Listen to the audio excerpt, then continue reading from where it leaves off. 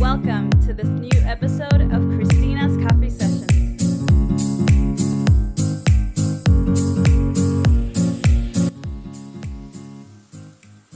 Hello, everyone, and welcome back to the Match Houston channel and to this episode of Cristina's Coffee Sessions.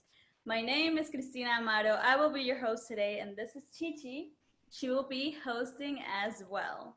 And our special guest today is Matt from Apollo Chamber Players. Hi, Matt. How are you?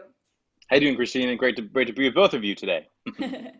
We're super excited to have you here with us today. So let's get right in and start this interview. Can you tell us what is Apollo Chamber Players and what is your role in the company? Apollo Chamber Players is an organization, a chamber music ensemble that connects communities and cultures through globally inspired music. We are entering our 14th season, actually. I founded Apollo in 2008, along with a good friend of mine named Timothy Peters, who's now playing in the Malaysian Philharmonic. The company consists of 4 core musicians, myself as artistic and executive director, Matthew Dietrich, Annabelle Ramirez Dietrich is another one of the violinists, Whitney Bullock, the violist, and Matthew Dudzik, our cellist. So we do a lot of season programming. We do a lot of outreach in the community with veterans and refugee groups and performing in public libraries. But our focus is really kind of, like I said, connecting communities and cultures through this, the wonderful music of different cultures. So that's where our programming is curated from, and that's what we love to do. Now to our second question, can you tell us what is your funniest story or memory at Apollo Chamber Players? Well, one of our funniest stories, for those of you that are, usually we're not used to attending concerts right now during COVID, but back in the pre-COVID times, the before times when we could attend concerts, there's a certain protocol as an attendee of a concert that you're supposed to follow. One of those protocols is not eating during a performance. So in 2013, we were doing a tour, our first Carnegie Hall debut in New York City in October 2013, and we did a send-off concert at Rice University right before we did our tour, and we commissioned a piece based on Bulgarian folk rhythms. I reached out to the Bulgarian community here in Houston, and we had just a wonderful showing, the Bulgarian consulate and many members of the community. And I found out that after this concert, from my teacher, Ken Goldsmith, he recently actually passed away this summer, a really wonderful mentor for myself and Apollo. But he told me the story that during the concert, there was a family of about 6, a parent and 4 kids, that were eating a Domino's pizza at the back of the Rice University Duncan Recital Hall. Oh my God. I can pretty much guarantee that there's never been a takeout pizza eaten or consumed at a concert at Rice University in that really pristine, elegant hall before. So Yeah. I think my teacher, they were eating the pizza while the performance during was the going concert. on. Wow. During the concert. And my teacher, Ken, he went back and politely told them, "You're not supposed to be eating that in here. Please take it outside."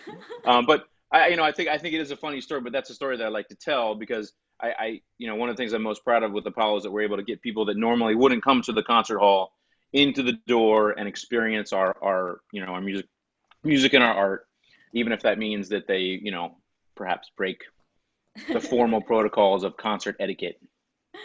That's amazing. Well, at least pizza, it's not noisy, right? It's not a noisy food. That's Not so right. much. That's right. Yeah. I'm not sure about any soda or anything that they were Yeah. drinking, but anyway, I just love that. I kind of like that story. It's a fun story. I know Apollo Chamber Players you guys have been keeping very busy during quarantine. So can you tell me if there are any quarantine projects that you guys are working at the moment?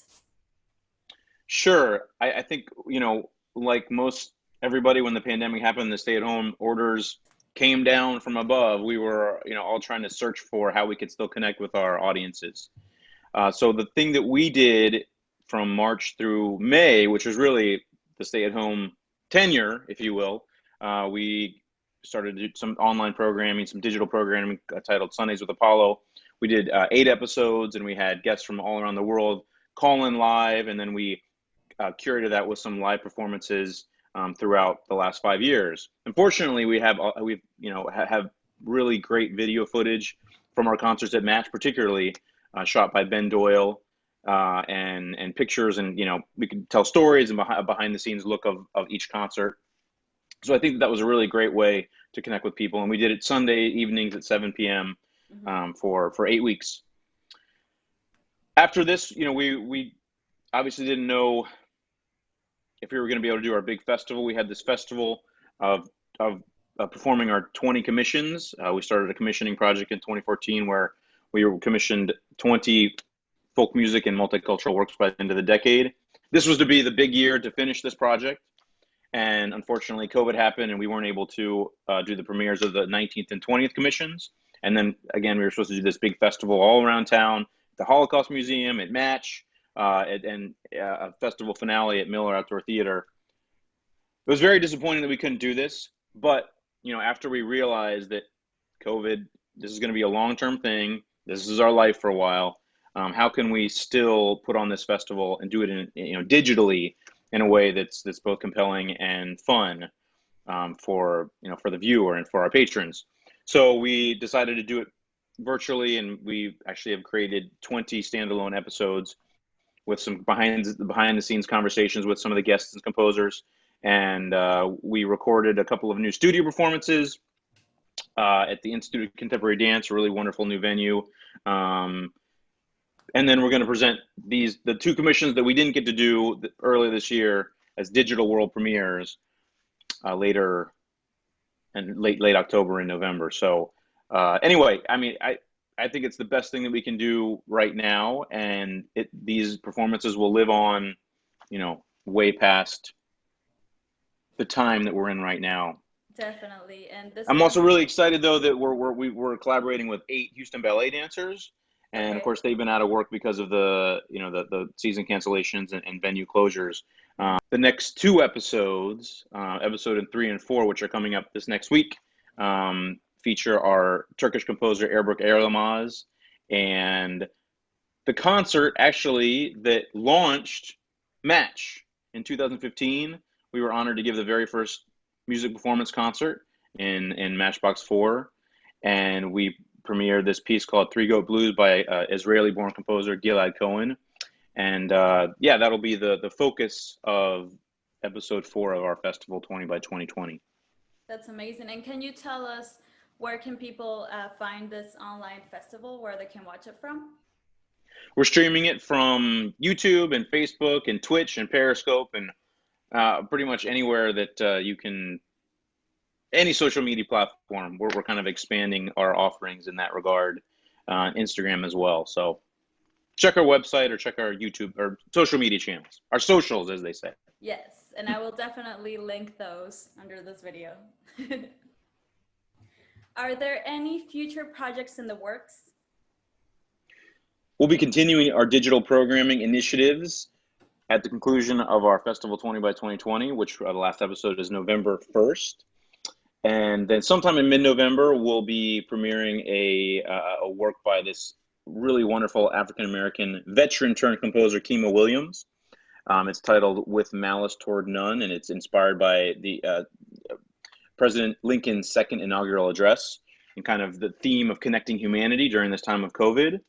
And also inspired by the 250th birthday of Ludwig van Beethoven, which we're celebrating this year. So that'll start. We're going to do a digital series for the rest of the year. Doing things digitally is the only thing we can plan for 100%. So that's what we're going to do for now. And then, in the spring, if we can add any kind of audience, then, we'll take that one concert at a time. But we're really excited. We'll actually be recording this piece in one of the match boxes in a couple months. And it'll be a little different experience. I mean, normally we're used to performing in front of a crowd, and then the piece gets recorded, and that's that. but you know, it's kind of fun to be able to do different things and have different cameras, and you know, we'll play some of the piece, and it's for it, you know, we're the performance is for a different medium, and I think I'm just excited to what this new videographer, his name is James Templeton, will be able to offer us in terms of his artistry, because we're in a whole new medium here. Yeah.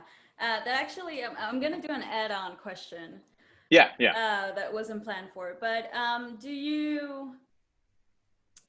you guys find yourself like you get more nervous when you perform in front of an audience, or do you get more nervous when you perform for a recording? Like, what difference um, do you guys feel in that sense? Yeah, that's a good question. You know, we've had experience doing both of those things enough that they have their own kind of feel to it. And actually, in fact, one of the other things we did this summer was record another album, and we actually traveled to Indiana to a really beautiful concert hall in Goshen, Indiana, and we signed with a new record label for this album. But I thought, you know, it was a great time to take advantage of, you know, doing something that doesn't need an audience. So Yeah. we're in definitely a recording mindset. I really do miss performing in front of people, because you have the adrenaline, you have the connection, and even when we do our broadcasts, you know, after the broadcast, like it's just like, okay, it's done, and now you can't see anyone, and you don't have feedback, and it feels just like the human element is missing. So I Mhm. mean, I think we all miss that, but I think it's still very worthwhile to be connecting digitally with folks, especially with art these days. And now we're going to our last question, which is my favorite question of all. Can you tell us what is your fondest memory at Match? I'll give you two fondest memories really quickly. One of the most fondest was when we helped open the building in 2015 with the first music concert in Matchbox Four, and I remember the former executive director Chuck Still spoke there, and it was just really kind of a wonderful experience to be a part of this, you know, new initiative that now, you know, matches, you know, really connects the Midtown community and offers a wide variety of art, you know, for the community at a very um, modest, you know, modest price point. The other favorite memory of ours was last fall, our Moonstrike concert, where we worked with an astronaut. He helped build a space station. His name is John Harrington, and the piece was titled Moonstrike, and it was to celebrate the 50th anniversary of the Apollo moon landing. And it was inspired by, actually, sorry, it was based on Native American moon legends. So we had rehearsals the week prior to the concert at Match, and we had a great time getting to know the composer, Jared Impichaha Tate, Chickasaw composer, and the astronaut, John Harrington. We ate at the sushi restaurant across the street, and, you know, Black Hole Coffee.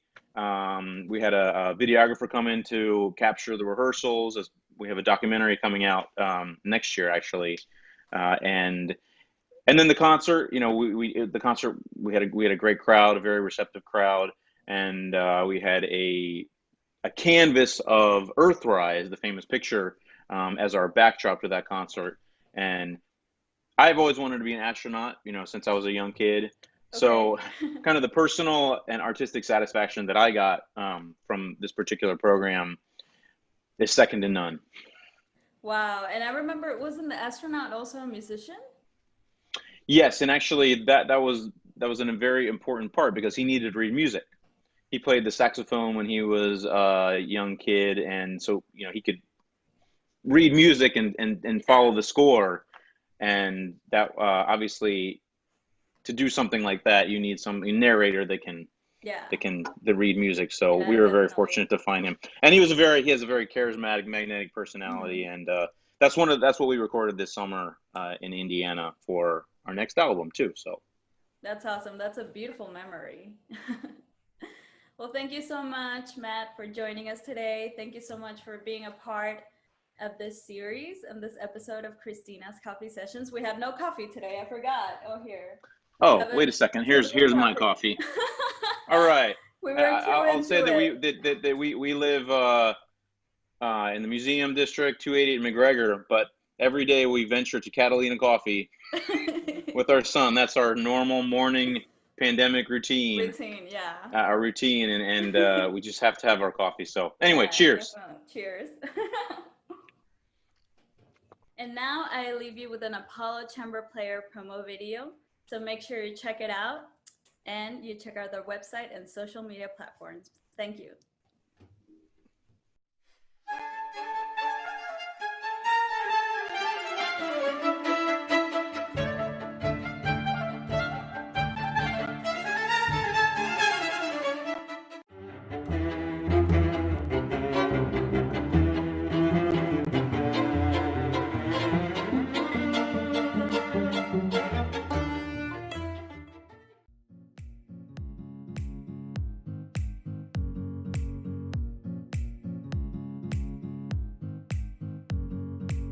Thank you so much for watching this episode of Cristina's Coffee Sessions.